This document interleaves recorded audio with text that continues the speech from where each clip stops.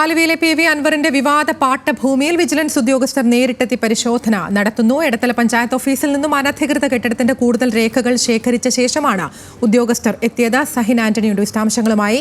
സഹിൻ, പരിശോധന പുരോഗമിക്കുകയാണോ? എന്തൊക്കെയാണ് ഈ വിജിലൻസിന്റെ അന്വേഷണ പരിധിയിൽ വരിക?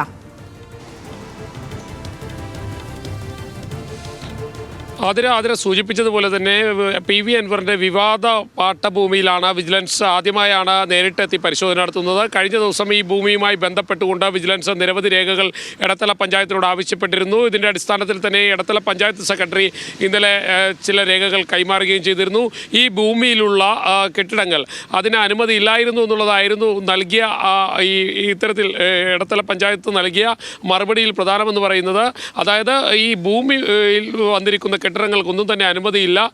പല ഘട്ടങ്ങളിലും അതിന് സ്റ്റോപ്പ് മെമ്മോ കൊടുത്തിരുന്നതാണ്. പക്ഷേ അവിടെ കെട്ടിടം പണിതു എന്നുള്ളതായിരുന്നു. എന്തായാലും ഇപ്പോൾ ഇന്ന് രാവിലെ തന്നെ എടത്തല പഞ്ചായത്തിൽ വന്ന് കൂടുതൽ അനധികൃത ഭൂമിയുമായി ബന്ധപ്പെട്ട രേഖകൾ ഈ ക്രൈംബ്രാഞ്ച് വിജിലൻസ് ശേഖരിച്ചിട്ടുണ്ട്. മാത്രമല്ല ഇപ്പോൾ ആ ഭൂമിയിലും ഉദ്യോഗസ്ഥരെത്തി പരിശോധന നടത്തിക്കൊണ്ടിരിക്കുകയാണ്. റവന്യൂ റിക്കവറി വിഭാഗവും കൂടി ഇങ്ങോട്ടേക്ക് എത്തിയിട്ടുണ്ട് എന്നുള്ളതാണ് ഇതിൻ്റെ പ്രത്യേകത. കൂടുതൽ നടപടികളിലേക്ക് വിജിലൻസ് നീങ്ങുന്നു എന്നുള്ളതിൻ്റെ സൂചന ഇപ്പോൾ തന്നെ ലഭിച്ചിരിക്കുന്നു.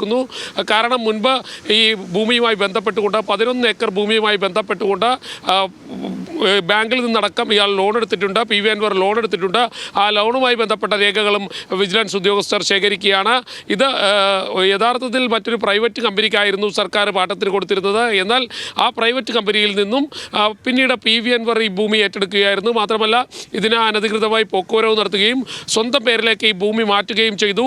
അതുകൊണ്ട് തന്നെയാണ് PV അൻവറിനെതിരെ പരാതി ഉണ്ടായത്. ഈ പരാതിയുടെ അടിസ്ഥാനത്തിൽ തന്നെയായിരുന്നു വിജിലൻസ് പ്രാഥമിക അന്വേഷണം നടത്തുകയും ആ പ്രാഥമിക അന്വേഷണത്തിൽ ഇതിൽ ചില പിശകുകൾ ഉണ്ടെന്ന് കണ്ടെത്തുകയും അങ്ങനെ വിജിലൻസ് അന്വേഷണത്തിലേക്ക് കടക്കുകയുമാണ് ഉണ്ടായത്.